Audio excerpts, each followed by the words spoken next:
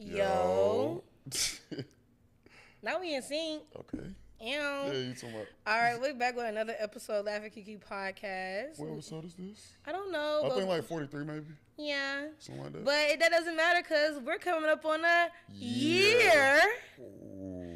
Yeah, it's your host, Big Key, and we got Dare in the building. Fuck Y'all already know what's going on, but look how far we have come. In a year. Y'all remember? I remember like this time last year, I was just coming back from DC. You just had asked me to, it was around this time, because I was in DC and you was just asking me like, so Dan, do you want to do the podcast? I was like, yeah. Not knowing if I was really going to do that shit or not. But You was see? You see I didn't know. I was just like, I didn't know this was going to be this. I ain't know we were going to be doing this shit for real. You know, we both have very grand ideas. Okay, but you know. We really stuck to it though. This is the most consistent I've been at something in like. Yeah, because with me, since I dropped out of college, like literally. We ain't going back. Soon. You should. Well, what if we graduate at the same time? Oh, we could. That could be a thing. That could be a thing. That would be iconic. That would be iconic. Like what? Damn. Something to think about, right? Yeah. But anyway. Oh, speaking of school. Oh yeah. You've been handling business up there at Georgia State. Man, these folks got me working, boy. But today I did my first panel. Oh, yeah, moderator teams. I was a moderator for the marketing and branding event for NSEG again. Y'all gonna hear a lot about NSEG. As they should. It's a really good program, and I love how involved. You joined this shit one day. By day 3, you was damn near running the program. Yeah, and then it's like my mom always makes jokes, and she's always like, "What? Oh my god." Okay. Yeah.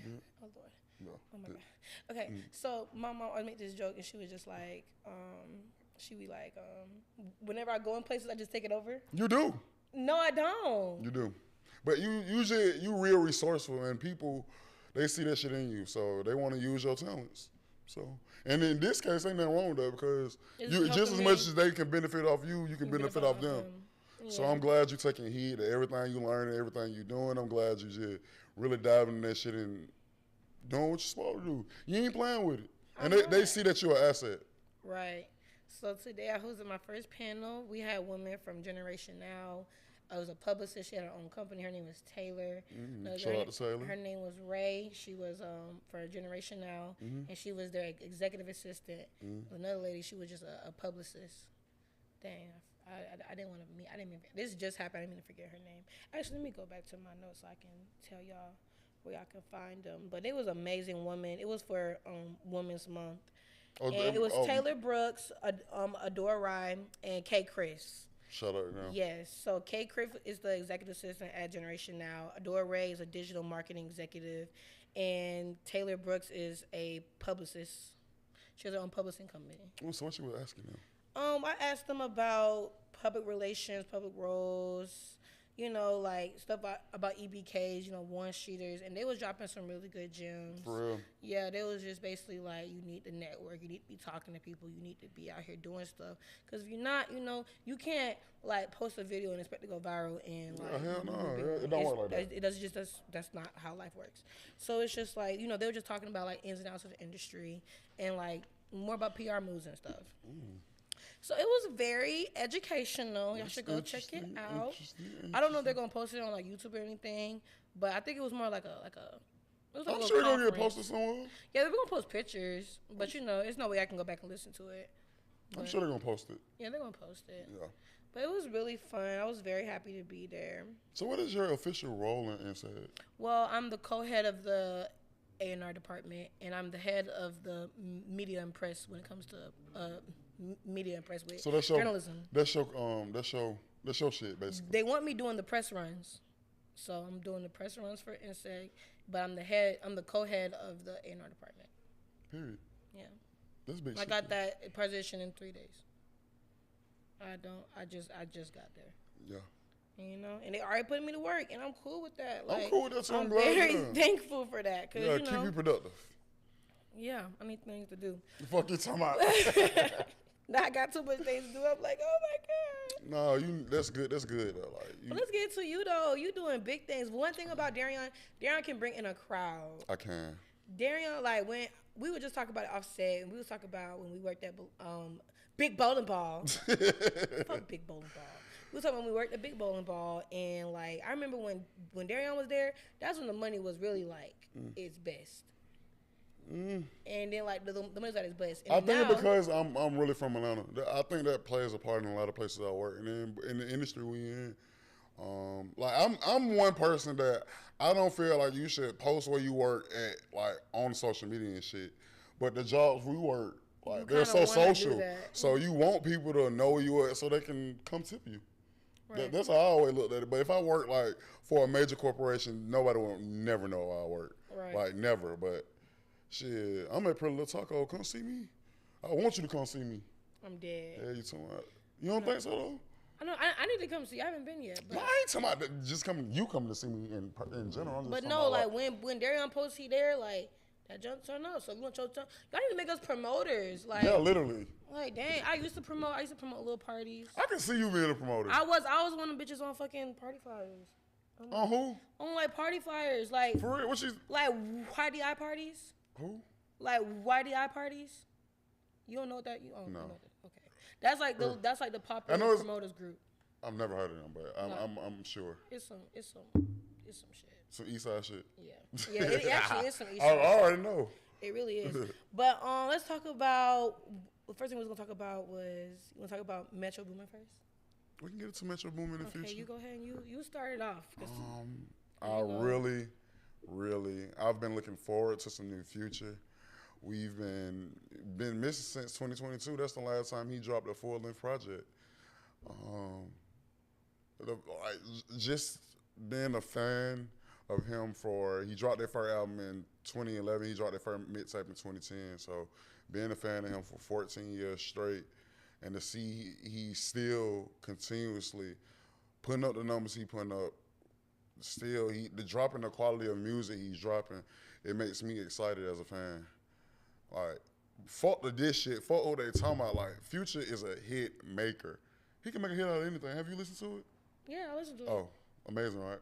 Yeah. And then they got another album coming out in a couple of weeks. So, and that's no features. Future's going no features. Oof. All on Metro Boomin beats. They are a perfect pair. But Metro Boomin, the way he's able to come in and he revitalized trap music. He made this shit hit on. He came in as a super young nigga too. I think he made his first beat like when he made his first like popular beat. He was like 17, 18. So, yeah. So what you feel about the song with with the Drake diss? What I appreciate about it most, like I remember leaving from the podcast last week.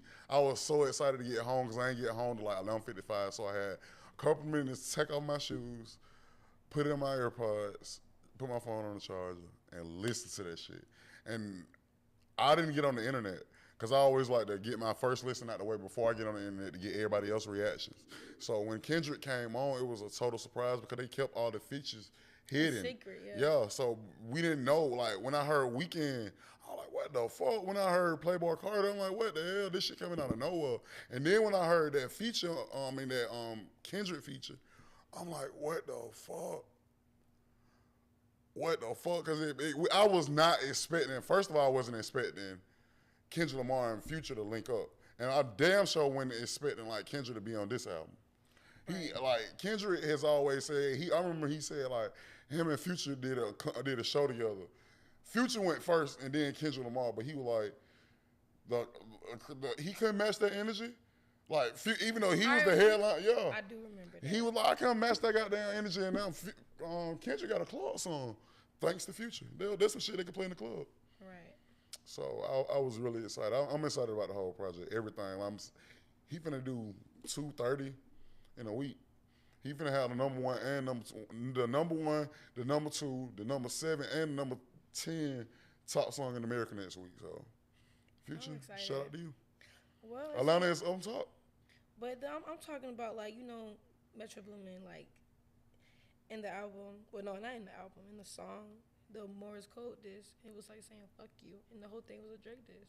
Yeah. That's crazy. Yeah. My thing is just but they said that Drake and Future was beefing over a model, like a stripper. I don't know how true that is, but I don't even know. I think it's been a lot of smoke and mirrors anyway. They've Right, never been as close as they've always portrayed. You see what I'm saying? All this shit is business, and all this shit is strategic. Me personally, as a Future fan and as a kind of a Drake fan, I feel like Drake has always wanted to be Future.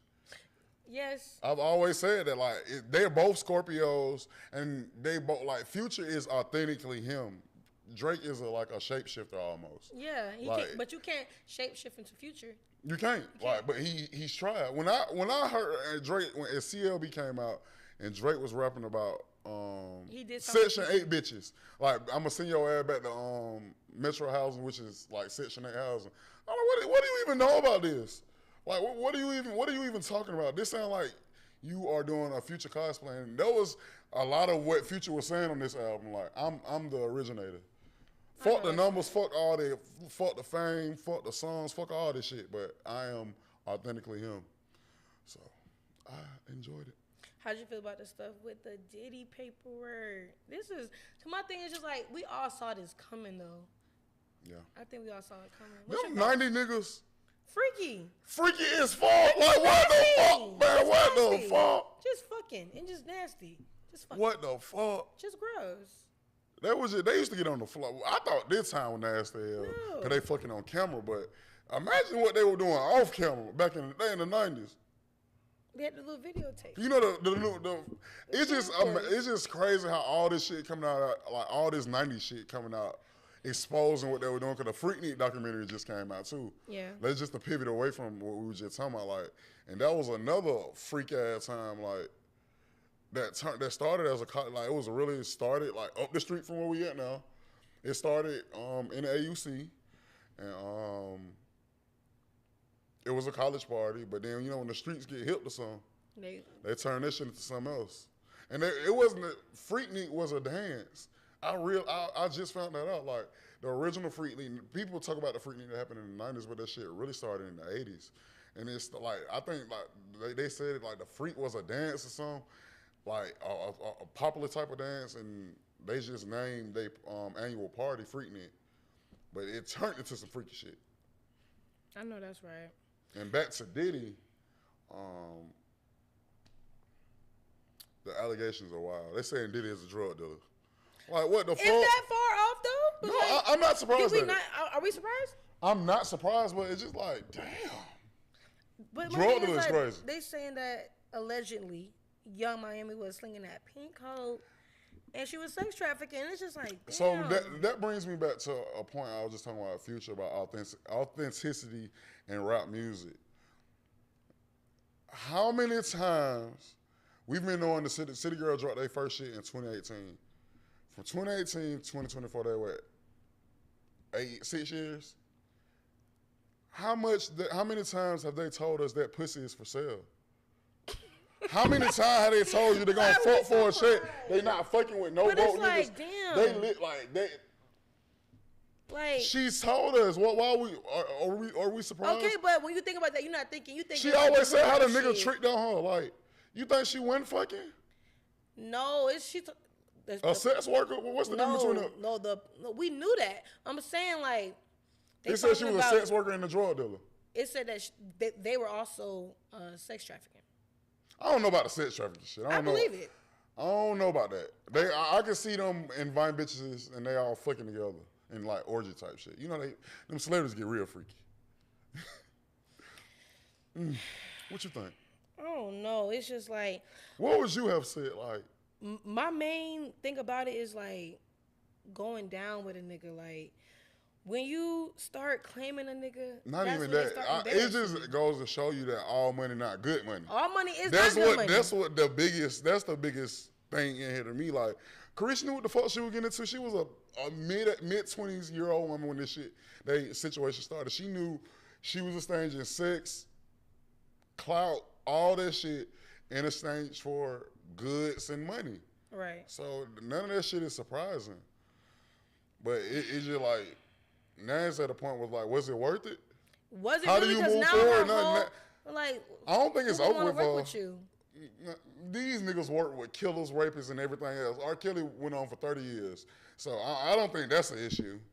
I just think, like, public perception, like... Right. That's the thing. Like the PR move she'll have to take to fix this. Yeah, I think it's fixable though for her at least. But it makes me sad because I really like when the City Girls came out. Like I love that shit. That shit was it was a hit. I feel like they were like based off the shit we hear and the shit girls not want to just say your age, but girl period. That City Girl shit, they started it. Yes. They ushered that shit in. I just found out that Trina is Young Miami's godmom. Yeah, they all grew up in Miami together. Like her mama and Trina grew up in Miami together. Yeah. So all that shit, that's just how they get down there.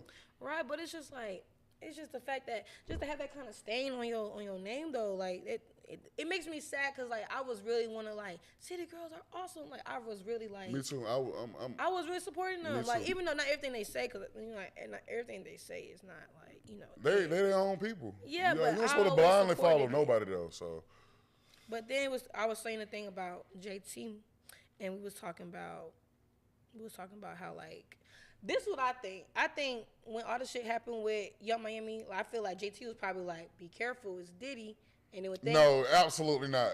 Absolutely You don't not. think that? Fuck I no. feel like hell no, because they were on the same type of timing. She doing solo tours. No, I just think it was natural progression. They were like when JT, you forgot JT did 18 months in fucking jail. Right. Young Miami became the City Girls was the City Girls, but Carisha established herself as Young Miami. So when JT got out, Young Miami was already out of here. Like she was already starting the show. She was already Young Miami. And, she was never the rapper. She didn't get in this shit for rap. She got in this shit for fame and money. JT was she's the skilled artist. Right. And that was natural progression. I feel like this is what was gonna always happen. JT was gonna go be a rapper. Young Miami gonna rap sometime. She was gonna be a public persona who rapped on the side. But do you think that the division increased after the shit with Diddy? No, it was already division. But now it's like public persona. Like the public get to see. Like them folks ain't been cool in a minute. I mean, they family though. Right. So I don't think like it's nothing that deep. But JC got her own path and Miami got her own path. And I guess I feel like that's what it is right now. But I'm not gonna cap. When it comes to PR, quality control do not play. Like, now it's like, you know how, okay, I'm stuttering real bad, but you know how, like, JT went to jail and then Carisha, like, kind of took over and ran everything, right? Now I feel like, but it's JT's turn to not necessarily because Young Miami got a show dropping in a couple of months. Oh, I didn't hear about that. Oh, yeah, she got her own show on VH1. Doing what? It's a reality show. She following her life. Well, we're going to wish that all success. Me too. It is going to be crazy. I didn't hear about that, though. Mm-hmm. And we also want to give a... Give what? I also want to give a tribute to the Baltimore Bridge, though, because that was really sad. Yeah, that shit. They lost 8 people, and I don't appreciate how everybody was saying different things on the internet, trying to say... The internet going to do it. That's the internet, though. Like trying to say it's conspiracy theories. I'm really not with that. Yeah, I don't like conspiracy theories. That's not a conspiracy theory. Accidents do happen sometimes, but sometimes they do be playing. I'm trying to say it's the government and all that. No, like the boat just. Somebody said Diddy did it because he was trying to get the news off film. That always happens. Like whenever it's something going on with pop culture or like the government, they always have something to distract us from things. Oh, so you believe in that then? I believe in that. Oh, so you believe the? I do believe in conspiracy theories, but not that. Not this one. Not what the bridge. Yeah. Like I feel like the boat lost control and hit the bridge. So. And this shit so fucked up. I don't know how long like folk gonna have to go. I'm glad we don't gotta live in no shit like that. Right. A lot of traffic be fucked up. But just imagine you can't get across the thing. Then what happened a couple of years ago? Then 75 got blew up. That was the government. If anything was the government, that was the goddamn government. You don't remember that? No. When that bridge on 75, like not too far from Atlanta Station, blew up, and they tried to blame that shit on the homeless man. They say he was smoking crack under the bridge, and that's how it blew up. I didn't hear nothing about that. Like, what? It was big. That shit was closed off for months. You probably just don't remember. I don't remember. Yeah. It probably wasn't in my way of going home. Oh, yeah. That shit was way out of your area. Yeah, I didn't know. I wouldn't know. But, that's going to wrap up our first half of our segment. What else? That was all the topics? That's all wait, let me see. Am I missing anything? I don't know. My mind's in 1,000 places right now. But no, that's all I had. Oh. Well, that's what it is. Then you talking about? Come back for our second part. If there is one.